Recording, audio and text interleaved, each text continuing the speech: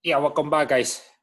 Sebelum masuk ke topik pembahasan, saya mau sedikit menyinggung price action aja ya kali ini. Walaupun sempat breakout ya ke Bitcoin di bullish pennant ini, tapi masih ini ya guys, masih nunggu konfirmasi mantul dulu. Mungkin di 4 hourly candle kita harus lihat lebih spesifik.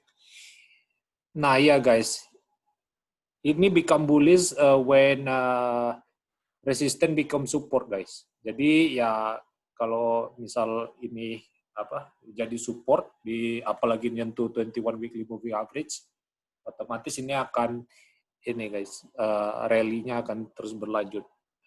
Hanya saja ini guys ada berita yang uh, bisa dibilang bearish, bisa dibilang berduka juga bisa. Satu-satunya yang bakal Bitcoin, yang bikin Bitcoin anjlok, guys, adalah ini, guys. Ya, regulasi lagi, guys. Regulasi.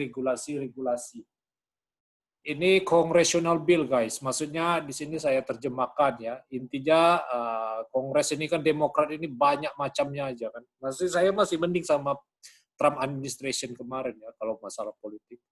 Karena mereka American first. Kalau ini dia lebih menolong dolar sebagai global reserve asset. Makanya mereka mengajukan congressional bill yang merupakan kalau di Indonesia ibarat RUU ya guys, mengajukan RUU. Kalau ini pas, kalau ini goal guys, kalau ini udah di Inkra sampai Supreme Court juga udah tanpa ada banding lagi. Udah guys, Tether wassalam guys, bakal anjlok Bitcoin, volatilitas Bitcoin short term ya, short term itu bakal ini guys bearish Bitcoin. Apalagi sekarang momentumnya kan USDT makin merajalela. Bagi kalian yang nggak tahu USDT, saya akan jelaskan sedikit aja ya. Mungkin saya bisa bikin uh, separate video mengenai USDT ini kenapa dia perlu diregulasi. USDT ini adalah stable coin guys. Stable coin itu adalah koin yang di-peg sama currency lokal. Misalnya USD dengan USDT-nya. Terus i-krona dengan mata uang krona di Swedia. Jadi gimana ya? Kan negara nggak bisa ini ya harus melewati negara dahulu untuk mencetak uang. Ini kan sama saja mencetak uang. Karena kita nggak tahu ini auditnya real time-nya berapa. Di Tether sendiri jelas di sini dijelaskan kan bagaimana Tether ini tercipta. Iya, Tether ini begini guys, nih Tether Treasury dan Tether Issuance. Jadi Tether Supply ini berasal dari ini guys, Tether Treasury yang mana itu merupakan bank account. Jadi itu ada account balance-nya untuk mencetak uang itu. Nah, tapi itu kita masih nggak tahu itu yang backup yang cetak uang di USDT itu di pack satu banding satu nggak sama dolar. Sedangkan di Tether sekarang kecenderungannya itu nggak diaudit satu banding satu. Soalnya secara transparansi kemarin ngelihat di reportnya USDT itu di websitenya kalau kalian lihat itu nggak real time guys, nggak bisa di track juga di blockchain soalnya masih konvensional kan akun bank balance itu. Jadi kita nggak bisa update real time secara audit. Untuk itu habis ini kan kalian bisa lihat ini sirkulasi supply ya. Habis Tether Treasury dia langsung masuk ke akunnya Bitfinex. Nah, Bitfinex ini salah satu exchange terbesar di Amerika. Kemudian ada Kraken yang punya USDT. Makanya Binance itu lebih cepat akselerasinya di kripto ya guys, karena dia nggak ada fiat trading pair-nya fiat. Mereka punya stable coin aja, cuman peg sama national currency aja, nggak ada ceritanya ada IDR di sana, rupiah nggak ada, langsung deposit di sana. Jadi makanya si Coinbase juga pesaingnya salah satu pesaing dari Binance ini. itu dia kalah kecap soalnya dia masih untuk goal sama legal tender dia harus patuh sama compliance pemerintahnya. Jadi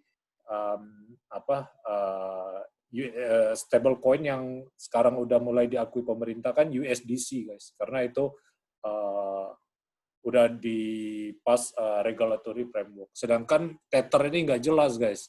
Jadi kalau kalian yang hold Tether hati-hati aja ya guys, soalnya bisa kena pelanggaran hukum ini kalau misal masih beredar Tether ini. Ibarat kalian cetak uang palsu karena ini nggak peg $1 banding $1.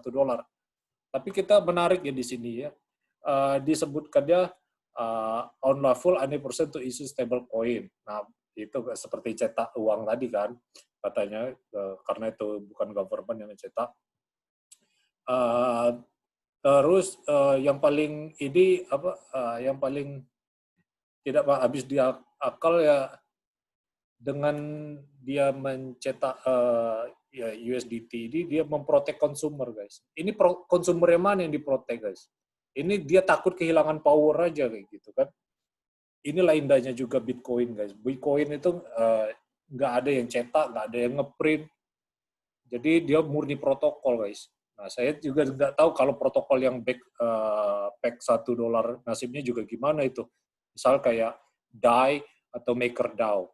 MakerDAO itu sama juga di peg $1, tapi cara kerjanya bukan peg $1, tapi dengan cara kolateral. CDP kalau kalian tahu bahasa bankingnya. Collateral deposition. Jadi kalau kalian peg $1, kalian secara tidak langsung harga $1 bakal tetap di $1. Kenapa? Karena orang misalnya kalau kebutuhan lagi dolar banyak nih kan, otomatis protokolnya nge-adjust harga yang naik kan dengan cara memprint dolar banyak-banyak sehingga dolarnya di peg $1. Sedangkan kalau misalnya dolarnya turun di bawah $1, issuance-nya dicabut dari peredaran. Jadi rate-nya bakal sama $1. Jadi kalian kalau naik dikasih insentif untuk menjual, kalau turun dikasih insentif untuk membeli. Itu protokolnya guys, kalau di MakerDAO sama DAI. Cuman kalau yang ini saya nggak tahu guys. Ada yang bilang kalau Tether di ban ini bakal bearish soalnya FUD government bisa nge-ban apa aja kan, koin apa aja. Sedangkan di sisi lain, kemana kok itu akan pergi kan? Maksudnya ke stable coin itu kalau misal udah nggak ada. Apalagi Tether nih dicetak udah hampir all time high nih guys dari chart yang kita lihat tadi. Nih, wah gila nih guys kalau Bitcoin harganya naik terus. Ini juga belum dideploy ke aset mana kan, masih di sideline aja, masih di pinggir aja, masih belum dideploy di equity guys, masih belum di purchase atau di apa, masih waiting list aja ibarat, jadi belum masuk ke pasar.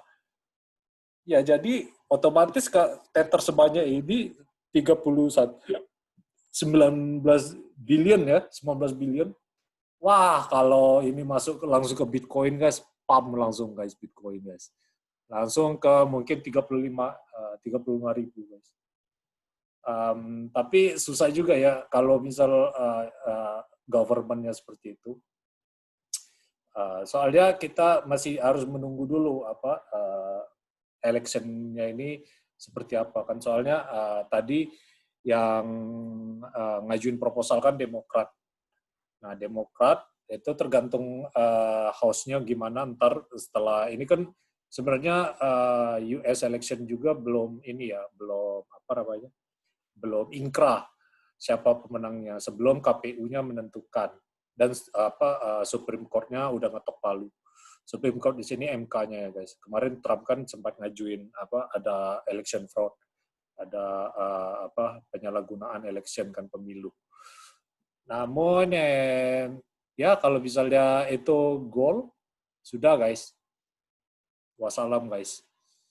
Ya, itu saja mungkin guys yang satu-satunya chart yang bikin bearish ini guys. Dan kalian harus stay. Ya short term memang bearish guys. Cuman long term masih bullish tetap. Ada dua sisi, tapi tadi yang bisa dideploy ke di BTC semua, atau balik lagi ke fiat. Ya udah, leave a like if you like this content, leave a dislike if you dislike this content, and I'll see you in the very next content.